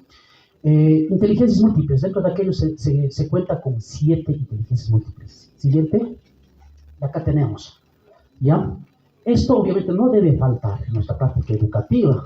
Debemos identificar estas 7 inteligencias múltiples, ¿no? Son inteligencias importantes que conforme a ello los estudiantes pueden ir desarrollando habilidades, ante todo, destrezas, ¿ya? Y capacidades importantes, ¿no? Verbal, lingüística, es una de las inteligencias que nos propone, ¿no? Verbal, lingüística, lógico-matemática, corporal, kinestésica, interpersonal, intrapersonal, inteligencia musical y finalmente visual espacial. Cada uno se diferencia en la forma de cómo describe su forma de proceder, ¿verdad? Verbal lingüística, que es muy diferente a la inteligencia musical. Nosotros, por ejemplo, anteriormente yo trabajaba en Presto. En el distrito de Presto, Fundación ACLO apoya bastante, ¿ya? Y tuvimos una experiencia muy bonita. Fundación ACLO ingresó, ¿no?, con este proyecto de las inteligencias múltiples, fortalecer inteligencias múltiples. Y nosotros, como unidad educativa, hemos priorizado la inteligencia musical. ¿Por qué? Porque hicimos un diagnóstico, que nuestros estudiantes tenían talento, tenían habilidades, incluso innatas, de pronto adquiridas en el ámbito familiar o desde nacimiento, ¿no? Hemos visto, pero no había condiciones como fortalecer esta habilidad, o perdón, esta inteligencia. Lo que hicimos es que a través de la implementación del proyecto, ¿no? Por parte de Fundación ACLO, hicimos con nuestra propuesta hacer una combinación y ejecutar lo que es este proyecto y verdaderamente lograr buenos aprendizajes, más que todo desarrollar y fortalecer habilidades. Se ha hecho. Hemos tenido que desarrollar habilidades importantes. Y ahora veo, incluso me encuentro con un colega, yo trabajo en Tomina, me encuentro con un colega de allá, de Presto, le cuento, profe, excelente este proyecto que se ha implementado. Ahora nuestros estudiantes son en términos coloquiales, son bárbaros, en otros términos. Son músicos excelentes, desde primaria. Hay una educativa, se llama Aramasi. Hay los niños de un primer año de escolaridad hasta un sexto año, saben tocar instrumentos de viento, de cuerda, y por supuesto hace mucho la guía o el apoyo del maestro. Entonces, es bueno trabajar estas inteligencias, ¿no? Conforme a lo que nos propone José Manuel Sanz, ¿no? Que son muy similares a los que proponen otros autores como tal, ¿verdad? Lo importante acá es de que, tomando en cuenta, conociendo la información, cómo debemos trabajarlo, ponerlas en práctica y hacer lo que esto se haga realidad, ¿no? Sigamos. Métodos de enseñanza. Como ya se ha identificado, ya se ha trabajado los estilos de aprendizaje, también tenemos que, obviamente, enfatizar o enfocar los métodos de enseñanza. En este caso, ¿no? Se tiene varios métodos de enseñanza, las cuales también tenemos que, obviamente, conocerlas, identificarlas, ya, y de esa manera también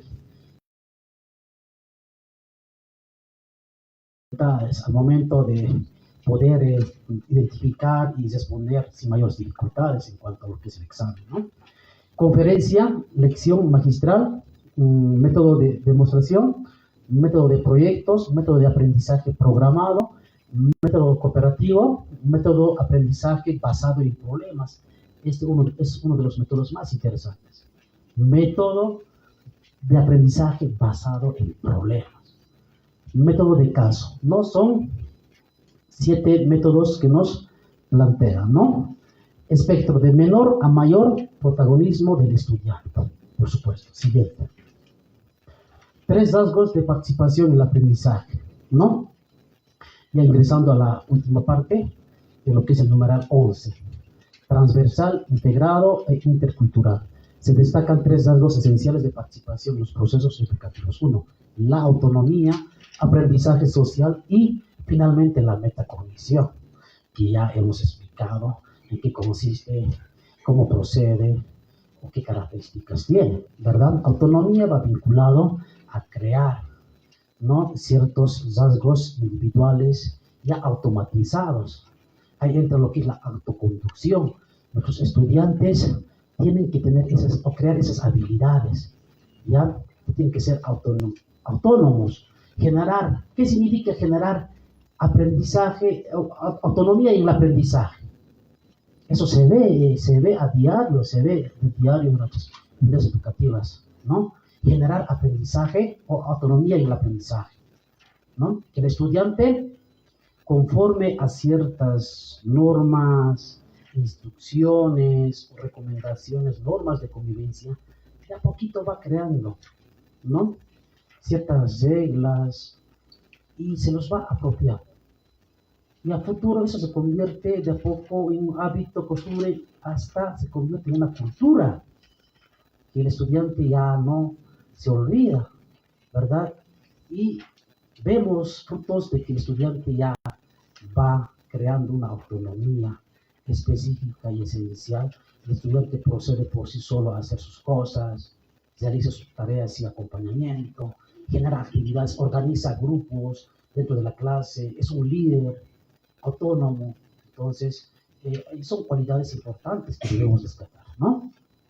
aprendizaje social que se genera en interacción, ¿ya? Interacción, ¿no? Dentro de la escuela, en otros espacios, también educativos, por ejemplo, el caso de espacios recreativos, campo deportivo, ¿son espacios educativos o no? Son espacios educativos donde se genera aprendizajes, ¿no? Y la metacognición que ya habíamos explicado anteriormente, ¿no? Bueno, con eso estaríamos haciendo un resumen, ¿no? Esto también se refuerza a lo que ya mencionamos, ¿no? Aprendizaje transversal, aprendizaje integrado, aprendizaje intercultural, que ya también se va asociando con algunos aspectos que ya hemos indicado anteriormente, ¿no? Se asocian con algunos aspectos, pero acá ya con mayor especificidad, obviamente describe, ¿no?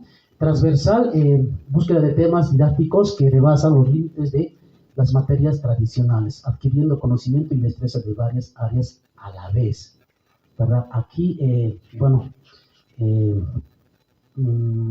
vamos a dar un ejemplo claro de que durante una clase curricular el maestro lo que hace es de tomar en cuenta diferentes áreas y contenidos curriculares, ¿no? Esta transversal con lo integrado se articula, en este caso. En lo transversal, ¿qué hace el maestro? ¿Qué hace el maestro? Transversaliza, repasa, profundiza, traspasa el contenido, el conocimiento hacia los estudiantes. En lo que es el aprendizaje integrado, articula, integra. En lo que es la intercultural, ¿qué hace? Respeta los valores, los saberes, conocimientos de cada estudiante. ¿De dónde provienen? De repente, por decir, digamos, estamos acá, pero hay muchos maestros que provienen de Potosí, de La Paz, provienen de Santa Cruz, con diferentes formas y maneras, ¿no? De vivencia. Entonces, lo que debe hacer el maestro, en este caso, es de identificar, respetar y conforme a ello trabajar. Por ejemplo, en un huerto escolar, cuando un maestro de primaria, ¿qué hace? Genera aprendizajes articulados. Por ejemplo, en cuanto a lo que es la siembra de verduras o hortalizas, en el área de ciencias naturales, a la vez también, ¿qué hace? En el área de matemática, ¿qué hace?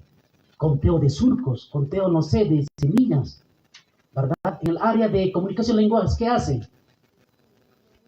Produce, describe, narra, elabora, ¿verdad? Entonces, estamos haciendo una especie de articulación. En el mismo momento, en el mismo sitio de aprendizaje que debería ser el huerto escolar, estoy generando aprendizajes articulados.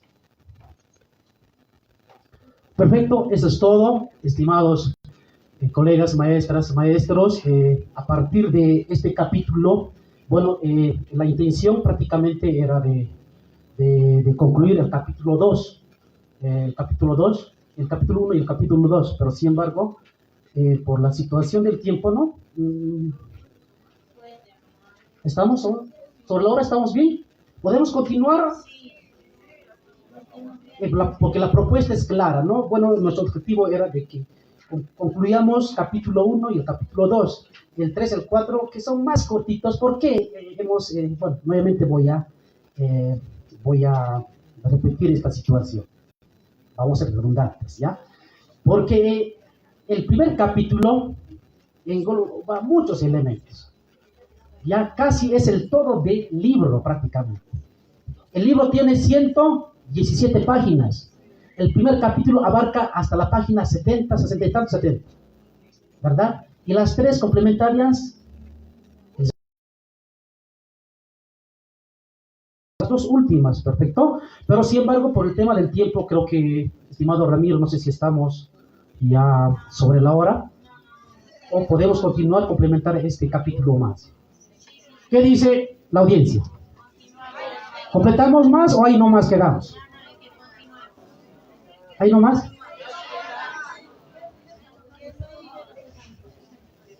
Ya, perfecto. Lo haremos más este capítulo, ¿ya? Por favor, gracias. Bueno, capítulo 2, aprendizaje de las organizaciones educativas, organizaciones que aprenden y aprendizaje organizativo. ¿De qué trata este capítulo? Es importante dar un enfoque para entender, para comprender. ¿verdad? El capítulo traslada a nivel de centro escolar lo que en el capítulo 1, escuche, explicó a nivel de alumno individual, así como cada niño tiene una forma de aprender, ¿verdad? Estilo de aprendizaje. Cada colegio o escuela también aprende como organización. Qué interesante, ¿verdad? Ahora nos vamos a enfocar aquello. Ya todo vinculado a las organizaciones, en este caso educativas, centros educativos, colegios, escuelas, ¿verdad? El texto identifica 4 tipos de centro, según cómo gestionan el cambio. Explica qué hace que un centro o un colegio aprenda de verdad. Distingue 2 estilos de aprendizaje organizativo, ¿no? Uno limitado y otro recomendado, y cierra con los factores y señales concretas que permiten reconocer un centro que verdaderamente funciona bien como organización. Siguiente. Idea central del capítulo. Esto un poco ya nos va a clarificar, ¿ya? ¿En qué consiste? ¿Cómo se va a trabajar? ¿No? Idea central. El elemento central de todo el capítulo 2 cabe en una frase. ¿Qué dice esta frase?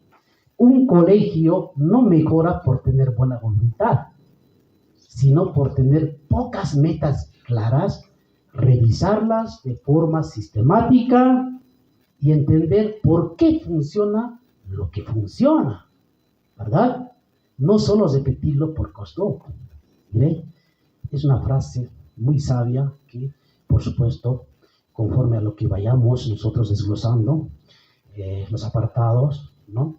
Vamos a ir entendiendo, comprendiendo. Esto es lo que dice, ¿no?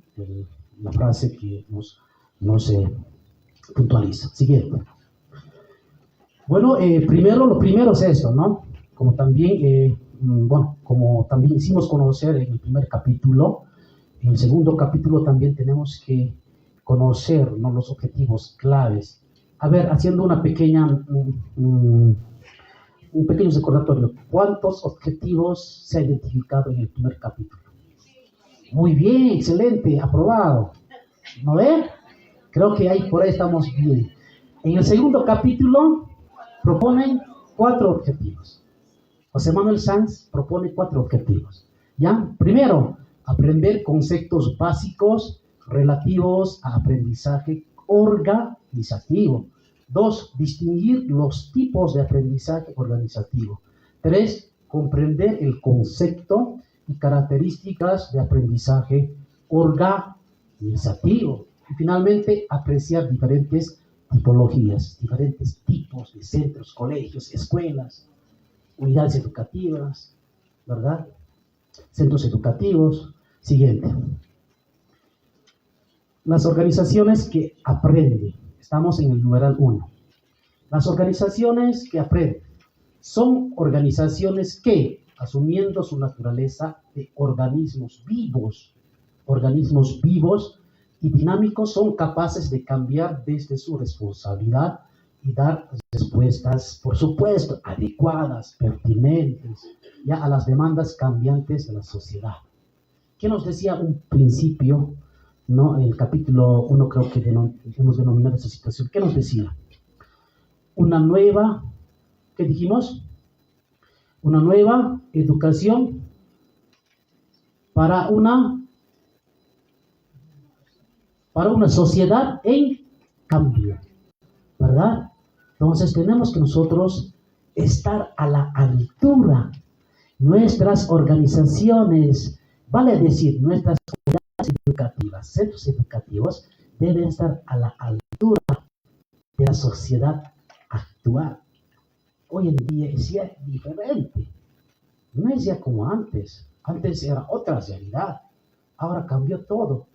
La sociedad es tan dinámica, es también a su vez tan complejo, ¿no? Entonces nuestras unidades educativas, nuestras organizaciones como tal deben estar preparadas, deben responder a esas realidades de la actual sociedad, ¿verdad?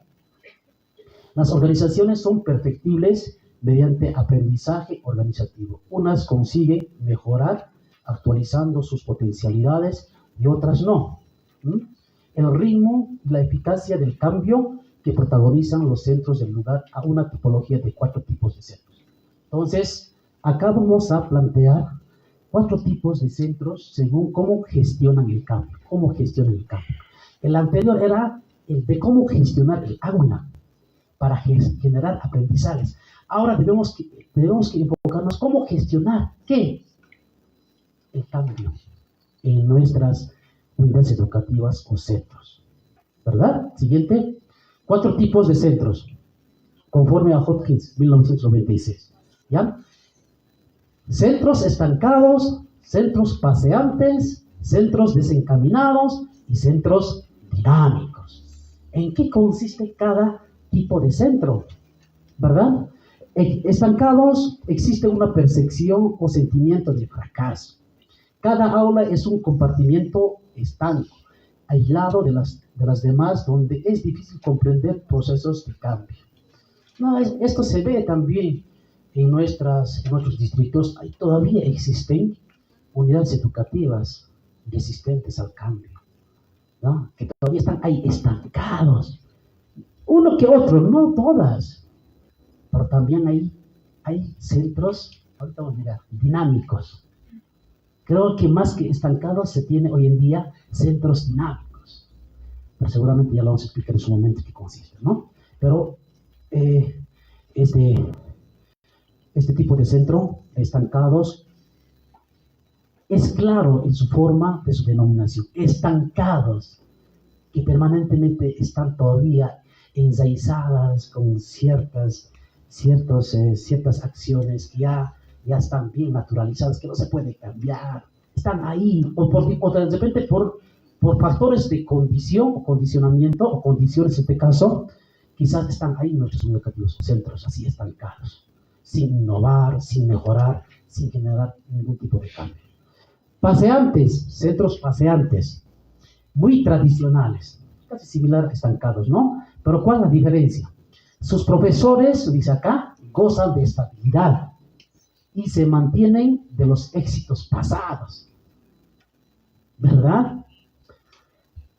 Reticentes, ¿qué significa reticentes? Resistentes, ¿verdad? Al cambio, a nuevos cambios, porque consideran adecuada la situación. A eso me iba. Por ejemplo, cuando yo me inicié en una escuelita determinada, bueno, tenía 3 colegas. Yo, jovencito, solterito, ¿no? Por ahí. Bueno, de pronto, en un momento dado, en un consejo de maestros, tocamos diferentes aspectos, ¿no? Y yo vi de que había una situación de que no estaba haciendo bien. Y como era joven, quería cambiar. Bueno, aquí vine a cambiar, decía, ¿no? Pero no se ha podido. ¿Qué decía un colega antiguo? No, profesor, así siempre es esto, así siempre era. No, ¿para qué? No, profe, no va esto, su propuesta, negativo. Entonces, hay cosas que ya están naturalizadas, arraigadas, ¿ya? ¿Y quién lo genera eso? ¿Quién lo genera? El propio maestro, la maestra, ¿verdad? Entonces,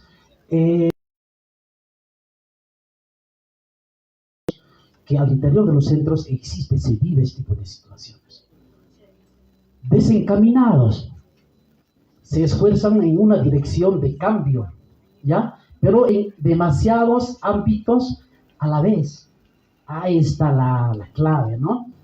Adolecen de falta de claridad en objetivos y prioridades y necesitan asesoramiento eficaz. Acá dice, ¿no? Este centro desencaminados nos menciona de que hay centros que se proponen muchas metas, objetivos, pero ninguna de ellas cumple, ¿no? Bien desencaminados son, decimos, ¿verdad? Entonces, existe todavía eso. No hay que mentirlo. Existe, hay que ser realistas. Hay que mejorar.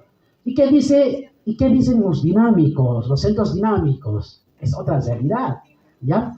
Han conseguido la armonía entre estabilidad y cambio.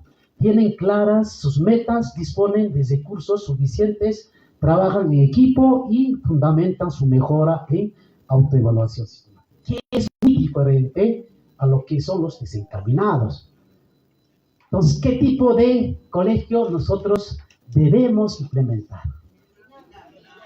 Centros dinámicos, colegios dinámicos, unidades educativas dinámicos, participativos, llenos de convivencia, aprendizajes permanentes con la participación de todo, analizar diferentes aspectos, pero siempre de forma propositiva, de forma positiva, ¿verdad? ¿Cuántas metas? Y sí se revisa. Esto es la idea central.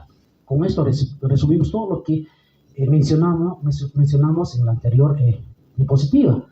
¿Qué dice? Idea central. La diferencia entre los 4 tipos de centro es simple. ¿Cuántas metas de cambio se plantea el colegio a la vez? Y si las revisa, el dinámico se plantea pocas y las revisa. El desencaminado se plantea demasiadas y no revisa ninguna. Que están muy malos en cuanto a lo que respecta el tema de la ortografía, la caligrafía, ¿no es verdad? La trabaja en todas las clases y se revisa en el mes de junio. Esta unión educativa, Genoveva Ríos, conforme a una convocatoria, consejo de maestros, ahí revisa, evalúa lo que propusieron, ¿verdad? Conforme a una meta, no un objetivo claro que es de mejorar la letra de los estudiantes del segundo de primaria, ¿ya? Revisa en el mes de junio si mejoró. Un colegio, en este caso, por decir, un determinado colegio, ¿ya? Desencaminado en este caso, intenta a la vez mejorar la letra, a la vez cambiar los deberes, a la vez estrenar imagínense una aplicación, ¿ya? Aplicación tecnológica o de tecnología, en este caso quizá implementar una aplicación innovadora en cuanto a las evaluaciones. Por ejemplo, hoy en día, cuando uno quiere realizar evaluaciones dinámicas, lúdicas, interactivas, atractivas y fascinantes, debemos recurrir a este tipo de aplicaciones, ¿ya? Tecnológicas, como el caso de Quizzes, ¿no? Como el caso de Genially. Son aplicaciones de juego, de entretenimiento, que a la vez se pueden realizar evaluaciones. Preguntas, respuestas. Mire, imagínense, acá se han propuesto varias metas.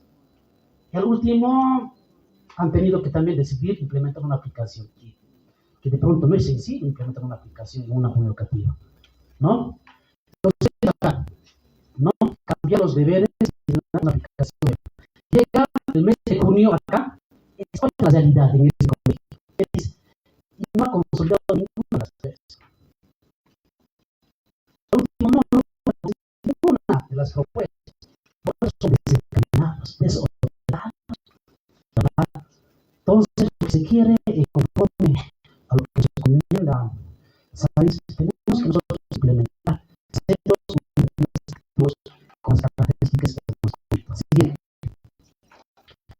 Las 5 características de una organización que aprende. Acá están los rasgos, ¿no? Que debe tener, ¿no?, una organización que está en proceso de aprender. No nos olvidemos, ya mencionamos, que no simplemente los estudiantes aprenden, también nuestras instituciones llegan a aprender, ¿no? Capacidad para diagnosticar. 1. 2. Abordan sistemáticamente soluciones, problemas, persiguen la búsqueda constante y metódica desde el estilo más apropiado de nuevo conocimiento organizativo, a lo más complejo, por supuesto. Son capaces de consolidar su propio aprendizaje.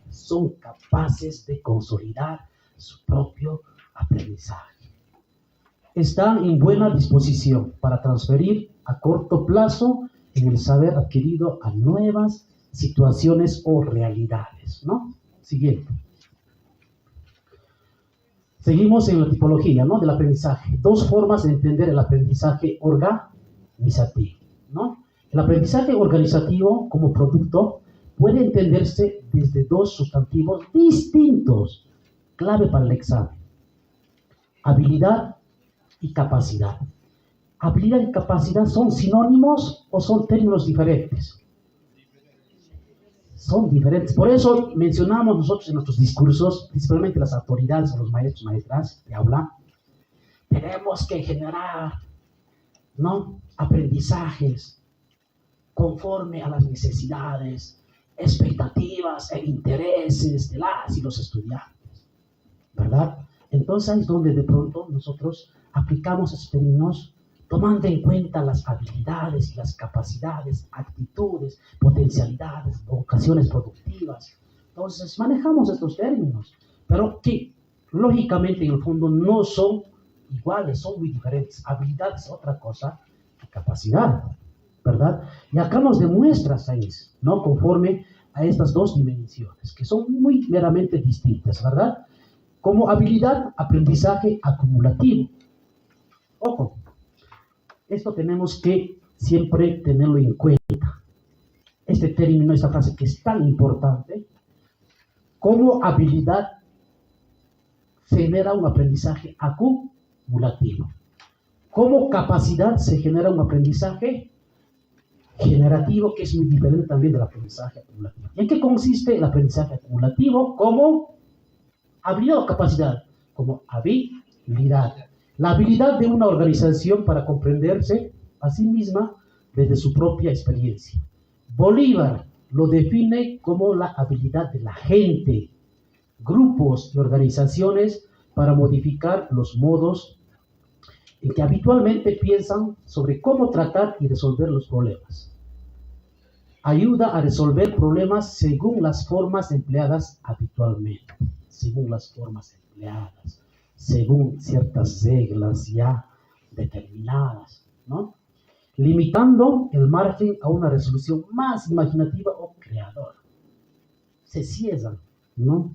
No se abren a otras alternativas, ¿verdad? Obviamente se pone énfasis en lo que es la habilidad, la destreza de todo. Pero eso no basta, ¿no?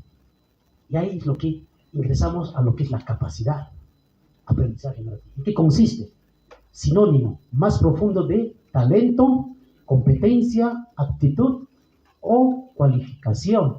Cualificación, ¿ya? Cercano a qué? Al pensamiento divergente. Eso ya dijimos que es un pensamiento divergente.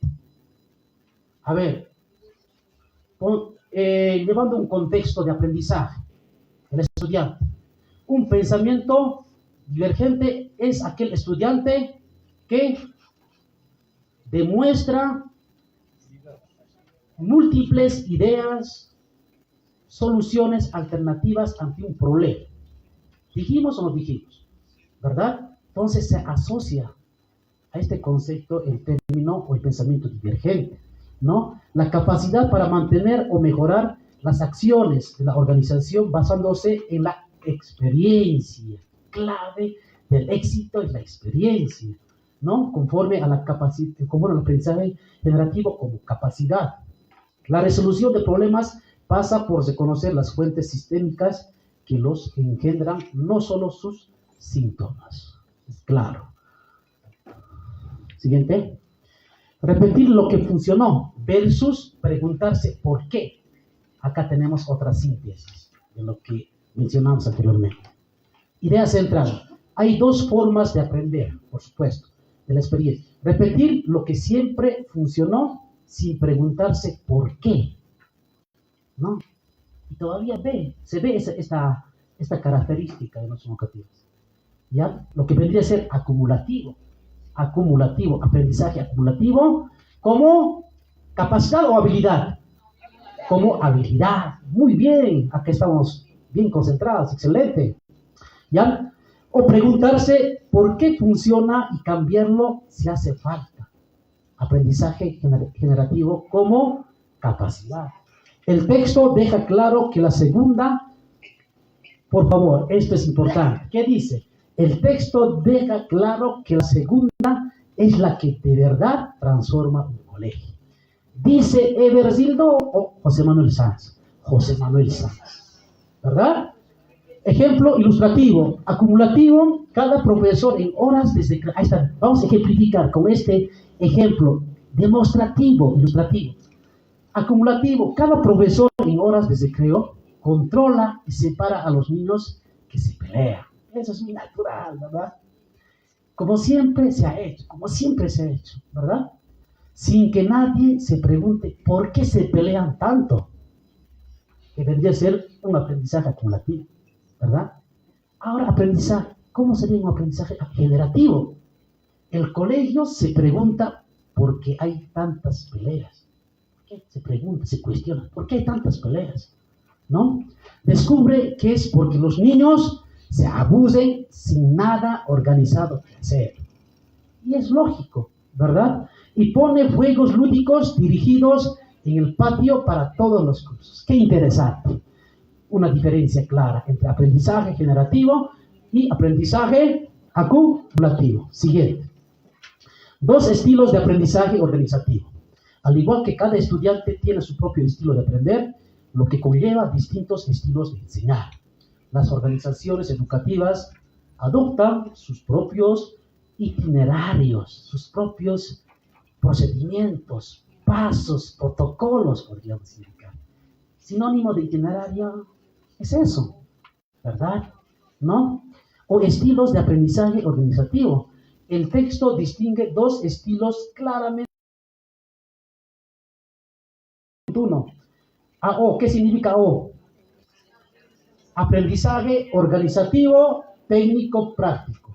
Aprendizaje organizativo, tecnológico, científico. La primera, estilo limitado, cerrado, ¿verdad? El segundo, estilo recomendado por el texto, no propio, ¿no? Siguiente. 5 principios para facilitar el aprendizaje organizativo. La puesta en marcha de estos factores requiere una estrategia de intervención apoyada en 5 principios. Esto es muy diferente al resto de los principios que ya hemos identificado en el primer capítulo. Habla también de los principios, ¿verdad? Pero acá ya es muy diferente. Habla de principios para facilitar el aprendizaje organizativo. ¿Cuáles son? Primero, concienciación colaborativa. 2, optimización del conocimiento de roles, ¿no? 3, emergencia de una cultura genuina, original, nada de trucho, ¿verdad? 4, sensibilización hacia la autorrevisión crítica. Y por supuesto, 5, impulso de la formación permanente. No se olviden, vayamos registrando. Pero sin embargo, también todo el material que estamos socializando estimada Ligia, vamos a compartir, ¿verdad? Incluso vamos a compartir la próxima semana, precisamente antes de cesar estas sesiones de capacitación, simulacros, banco de preguntas, todo conforme a lo que estamos socializando. Emergencia de una cultura, ya dijimos y mencionamos que se tiene 5 principios, también denominados factores, no se olviden, ¿ya? Principios, factores, ¿no? Los 5 principios van en orden como escalones, ¿ya? Primero hay que lograr que el equipo quiera trabajar unido, que vendría a ser el numeral 1, ¿verdad? Solo entonces tiene sentido repartir, mejorar las tareas, que vendría a ser el número 2. Perfecto. Y construir una identidad propia del centro, que vendría a ser el 3. Acá, emergencia de cultura genuina, identidad propia, genuina, original, ¿verdad? 3. Después se puede pedir autocrítica, análisis, autocrítico, ¿verdad? Que vendría a ser el número 4. Y finalmente la formación continua, 5, que sostiene todo lo anterior. Acá se resuelve todos estos principios, ¿verdad? Siguiente.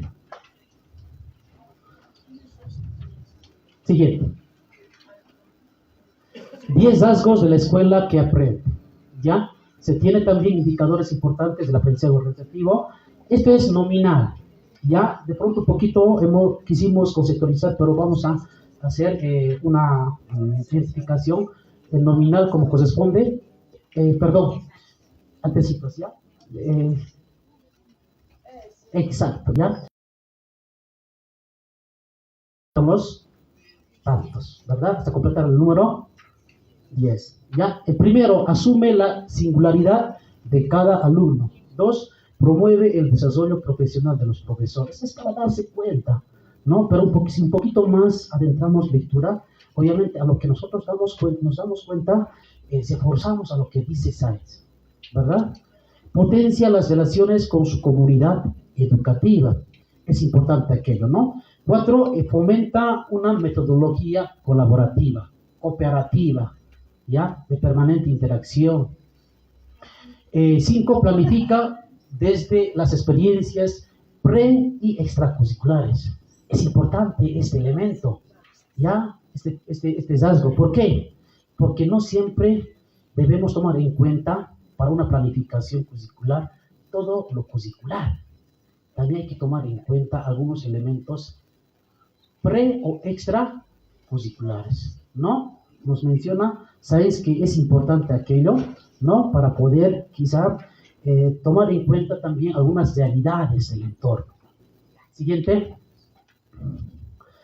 Diagnostica sistemáticamente líneas de mejora. 7, genera un clima social adecuado, pertinente, ya favorable, conforme a la situación real, conforme a la unidad educativa, conforme al centro, a las características que se tienen, ¿verdad? Se percibe como una comunidad profesional de aprendizaje.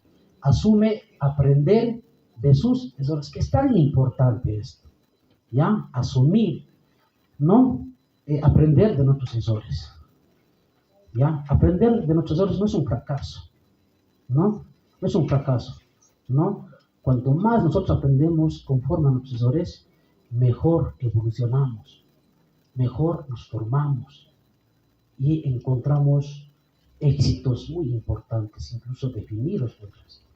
Aquella persona que no fracasa, que no tiene errores, quizás no lo valora este tipo de situaciones, ¿verdad? Por eso es importante identificar, conocer, reconocer. Si cometemos un error, reconocerlas y a partir de aquí seguir emprendiendo hasta alcanzar el éxito, ¿no? 10, concibe la calidad educativa como un referente, por supuesto. Siguiente. Bueno, muchas gracias. Eso sería en cuanto a la socialización del segundo capítulo. De verdad, agradecerles por permitirme compartir la socialización de ambos capítulos. El 3 y el 4 habremos que concluir el día martes o miércoles, ¿no? Creo que sí, a través de una sesión virtual. Muchas gracias a todos, gracias y buen provecho. Bien, agradecer al licenciado Rildo. Continuamos con el siguiente expositor, por favor, es neurociencia, neuroaprendizaje. Le agradecemos mucho, Licen, y invitarlos que en los talleres virtuales que se va a transmitir va a seguir continuando con la tercera y cuarta parte. Tercer capítulo y cuarto capítulo, ¿ya? Por favor. Mientras tanto, nuestro siguiente expositor va a venir a instalar su equipo.